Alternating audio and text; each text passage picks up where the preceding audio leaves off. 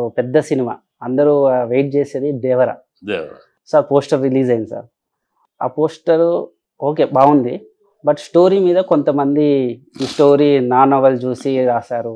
లేకపోతే ఇప్పుడు ఇది ఒక ఫ్యాషన్ అయిపోయిందమ్మా. అవును సార్. ఏంటంటే కోట్ల మీదకి వెళ్ళేటప్పుడు సినిమాలు హ్మ్. సినిమా స్టోరీ నాది అంటే కానీ ఏదో ఒకటి ఎక్కడో ఒక లైన్ ఏంటి స్టోరీ నీది line hmm. Boy meets a girl elder subject finally they unite. అమ్మాయి అబ్బాయి ప్రేమించుకున్నారు, పెద్దలు అంగీకరించలేదు, చివరికి వాళ్ళిద్దరూ ఒకటయ్యారు. ఇది కథ. ఓకే. ఇది నేను ఒక కథ ఇస్తాను, ఇది నా స్టోరీ అని ఎవడైనా చెప్పొచ్చు. అవును. ఇది కొన్ని వేల కథలు ఉన్నాయి. అవును. స్టోరీ నాది అనే దానికి ఒక థాట్ నీ థాట్ అవ్వచ్చు, థాటు స్టోరీ ఫాస్ట్ అయిపోయింది. ఇప్పుడు నాది అనేయటం, దాని మీద ఏదో ఈ దరిద్రం ఎందుకు ఎంత 100 లక్షలు 50 లక్షలు ఇచ్చి వదిలించుకుంటారు. అవును. ఈ దీనికోసం ఫ్యాషన్ కింద తయారైంది. ఓకే. అంటే ఇప్పుడు నాది అంటున్నాడు అబద్ధాల కూరు లేకపోతే డబ్బులు కోసం చేస్తాడని నేను వాడిని అంటాం కాదు. అలా ఫ్యాషన్ అయిపోయింది. స్టోరీ నీది ఏ రకంగా స్టోరీ నీది అంటావు? హ్మ్. ఒక స్టోరీ ఒక లైన్ నీదైతే లైన్కి దృశ్యకావ్యం ఇచ్చి దానికి కంపోజిషన్ చేసి దాన్ని ఒక సీక్వెన్స్గా తయారు చేసి అది తీస్తే సినిమా. ఓకే. నీ పేపర్ మీద అక్షరాలు సినిమా కాదు. ఒక నీ దృశ్య పేపర్ కావ్యం జూలాగా నీ చేసి దృశ్యకావ్యం నీది కాపీ ఎట్లా అవుద్ది? నా శ్రమ నా యొక్క క్రియేటివిటీ ఉంది అవును. నీ అక్షరానికి. దేవుడు అని 3 అక్షరాలకి దే దేవుడు నాది అంటే ఎట్లా? ఒప్పుకోరు ఎవరు. నేనిచ్చే రూపం, నేనిచ్చే దీన్ని బట్టి ఉంటుంది కదా! అవును. ఆ దేవుడు అనే మాట నాది, నేను దేవుడు, వాడాను దేవుడు అని అంటే కరెక్ట్ కాదు కదా! అవును. అది ఉన్న ఫ్యాషన్ అయిపోయింది. ఖచ్చితంగా కొరటాల శివకి ఈళ్ళ కథ, ఆళ్ళ కథ దొంగిలించాల్సిన కర్మ లేదు. వరుసగా హిట్లు ఇచ్చాడు. ఒక ఆచార్య దెబ్బతింది. ఇవాళ కసి మీద ఉన్నాడు. ఆచార్య కొట్టిన దెబ్బ అతను తప్పు కాదు. రకరకాల కారణాలు చెప్పుకున్నాడు. కానీ ప్రజలు ఎదురు చూస్తున్నారు. అంత పెద్ద మెగాస్టార్ తోటి ఇది పెద్ద ఫ్లాప్ ఇచ్చాడు అని. అవును. ఆశ్చర్య సినిమా. కానీ కసి మీద ఉన్నాడు. ఓకే. పెద్ద డాషింగ్ హిట్ ఇవ్వాలని చూస్తాడు. కసి మీద చేస్తున్నాడు అతను. ఓకే. కసి మీద చేస్తున్నాడని నా కథ నీ కథ గీత దొంగిలించాల్సిన కర్మ కొరటాల శివకు ఉందని నేను అనుకోను. కొరటాల శివ ఏమి భావధరితుడు కాదు, విషయ పరిజ్ఞానం లేనుడు కాదు. ఖచ్చితంగా విషయం ఉన్నవాడు. అందువల్ల వరుసగా హిట్లు ఇవ్వగలిగాడు. ఒక ఆచార్య దెబ్బ తప్పితే మీద అన్ని కంటిన్యూస్ హిట్లు ఇచ్చాడు కదా! సో, అందుట్లో హిట్లు మామూలు హిట్లు కాదు. కొత్త మ్యాటర్స్ తోటి వెరైటీ. సో, ఎప్పుడు కొత్త మ్యాటర్ వెరైటీగా చూపించిన వాడు కాపీ కొట్టాల్సిన కరమే ఉంది. కాపీ అనేది సింపుల్గా అనేయచ్చమ్మా. ఏ కథనో కూడా నా కథ అనొచ్చు. ఏ కథ ఇప్పుడు ఏ ఫ్యాక్షన్ సినిమానైనా నాది అంటాను నేను. నా కథ అంటాను. ఇప్పుడు మా భోగిమంటలు మా సొంత cinema first faction cinema in Telugu industry. అంతవరకు ఫ్యాక్షన్ సినిమాలు లేవు. విలేజ్ సినిమాల్లో రైతు సినిమాల్లో ఫ్యాక్షన్ తీసుకొచ్చింది ఫస్ట్ సినిమా. ఇప్పుడు ఏ ఫ్యాక్షన్ వచ్చినా మాది అని నేను అనొచ్చు కదా! ఫ్యాక్షన్ అంటే అది గుడ్లు గొడవలు అది నా ఫ్యాక్షన్ నా కథ అంటే ఎట్టది?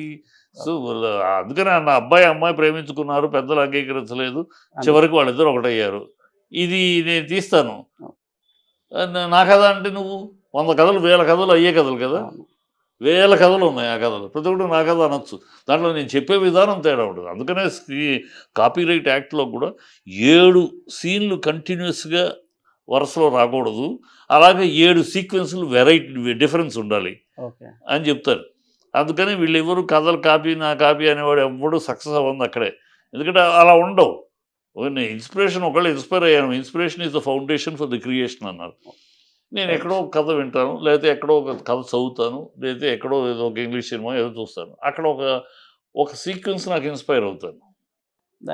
ఇన్స్పైర్ అయితే నేను దాని మీద డెవలప్ చేసుకుని చేస్తాను. నా ఐడియా అంటే ఇన్స్పిరేషన్, నీ ఐడియా అంటే ఎట్లా? ఇన్స్పిరేషన్ లేకపోతే క్రియేషన్ లేదు. ఎక్కడైనా ఎంతటి మహానుభావుడైనా ఇన్స్పైర్ అవుతాడు.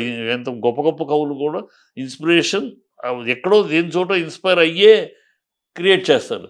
అందుకని inspiration is the creation for the inspiration is the creation for the observation for the ఇది. అందుకని observation is the creation, foundation for the creation. Inspiration is the foundation for the creation. ఇది పెద్దలు ఊరిన అనలా. అది ఎక్కడో inspire అవుతాం. భావకుడు భావకుడు అనేవాడికి ఏది చూసినా ఒక ఇన్స్పిరేషన్ వస్తుంది. ఇప్పుడు ఈ లైట్ చూస్తే కూడా ఒక ఇన్స్పిరేషన్ వస్తున్నారు. ఇది లైటు ఇలా కాకుండా ఇలా తిప్పి పెట్టడం వల్ల లైట్ అలా కొట్టి బౌన్స్ ఇట్లా వస్తుంది. దీన్ని ఒక పాత్ర ఒక క్యారెక్టర్ తీసుకుని ఆ క్యారెక్టర్ నేరుగా వెలుగివ్వదు, అది రివర్స్లో వెళ్తే కొట్టుకుని వెలుగిస్తుంది. ఇలా ఒక పాత్రను క్రియేట్ చేస్తే ఎలా ఉంటుందని నాకు ఇప్పుడు ఇన్స్పిరేషన్ ఒక పాత్ర, దీన్ని ఒక పాత్రగా చూస్తాను నేను. ఇది చూడు బౌన్స్ లైట్ డైరెక్ట్గా కాకుండా అటు గోడ కొడితే ఆ గోడకు వెళ్ళిన లైట్ నా మీద కొడుతుంది. సో ఇలాంటి ఒక పాత్ర క్రియేట్ చేస్తే, ఒక పాత్ర సృష్టిస్తే, ఒక పాత్ర అది నేరుగా దాని వెలుగు వాడు నేరుగా తన యొక్క వెలుగును చూపించకుండా ఎక్కడో కొడితే ఆ వెలుగు నాకు రివర్స్లో కొడితే ఇలాంటి యాటిట్యూడ్ పాత్రను సృష్టిస్తే ఎలా ఉంటుంది అనేది డైరెక్ట్ పాయింట్ ఆఫ్ వ్యూలో నేను నా లైట్ని కాపీ కొట్టావు నువ్వు అంటే ఎట్లా కదా. సో అట్లా ఇన్స్పిరేషన్ మీద అనేక ఉంటాయి. దేవర అనేది నేను అదే దాని మీద క్రేజ్ బాగా ఏర్పడుతుంది కనుక, బ్రహ్మాండమైన క్రేజ్ ఏర్పడుతుంది. అందులో ఎన్టీఆర్ తోటి ట్రైలర్ చూస్తానంటే దమ్ము ధీమా కనపడుతుంది. సో దాని మీద ఏదో ఇప్పుడు ఆ క్రేజ్ మీద ఉంది కనుక వాళ్ళు ఈ తలకాయని పెట్టుకోకుంటారు, ఎంత కావాలి నీకు ఏ దరిద్రం అని వదిలించుకోవటానికి వస్తారు అని ఒక ఆశ. అలా రారు, అలా జరగదు. ఇప్పుడు ఉంటే రైటర్స్ అసోసియేషన్ ఉంది, రైటర్స్ అసోసియేషన్లో నీ కథ రిజిస్టర్ చేసావా, లేదా నీ నవల దేంట్లోనే ప్రింట్ అయిందా, ప్రింట్ అయినా అది ఈ సినిమాలో ఉంది నీకు ఎట్లా తెలుసు, ఇంతవరకు ఎవడో చూడలేదు ఫ్రేము వాళ్ళది, నీకు ఎట్లా తెలుసు దాంట్లో ఈ సీన్ ఉందా, సీన్ నీకు ఎట్లా తెలుసు, ఈ ఊహే కదా. ఎలా నువ్వు ఊహించుకుని నీ ఊహకు సమానం చెప్తా కూర్చుంటావా. సినిమా చూసావా, సినిమా చూసి అయినాక సినిమా చూసి ఇదిగోండి ఈ ఆర్డర్ ఆఫ్ సీక్వెన్స్, ఇదిగోండి నేను నాది ప్రింట్ అయిన నవల, ఇదే నాది ప్రింట్ అయిన కథ, వరుసగా చూడండి ఇదే ఉన్నాయి అని అడిగితే అర్థం ఉంది. అంతేగాని పిచ్చి వేషాలు లేదు. అది ప్రొడ్యూసర్ కౌన్సిల్లో ఇలాంటి వాళ్ళు వచ్చి మాట్లాడుతుంటే ఎలాంటి యాక్షన్ తీసుకుంటారు సార్? ప్రొడ్యూసర్ కౌన్సిల్ ఏమి చేయదమ్మా. యాక్చువల్గా ప్రొడ్యూసర్ కౌన్సిల్ వీళ్ళు యాక్చువల్గా ఎవరైనా సరే వాళ్ళ కథని రైటర్స్ అసోసియేషన్లో ఒకసారి రిజిస్టర్ చేస్తే అప్పుడు ప్రొడ్యూసర్ కౌన్సిల్లో కనుక కంప్లైంట్ ఇస్తే ఇలా మా రిజిస్టర్ చేసిన కథ అని చెబితే ప్రొడ్యూసర్ కౌన్సిల్ ఏం చేస్తుంది, ఆ కథ నీది, నీ కథ నువ్వు చెప్పావు, ఇది నాదని.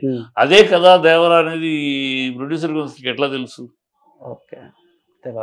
ప్రొడ్యూసర్లు చూపించరు. ఇప్పుడు మీకు ఇప్పుడు నా సినిమా ఇది మీ మీద ఉంది, మీ సినిమా చూపించరు, నేను చూపించను. నాది వ్యాపారం ఉంది, కొన్ని కోట్ల మీద 100 కోట్ల మీద తీసిన సినిమా, నా సినిమా బిజినెస్ ఉంటుంది, బిజినెస్ వ్యవహారాలు ఉంటాయి. సో ఇప్పుడు నా సినిమా ఏంటని ఎవరికి నేను చూపించను.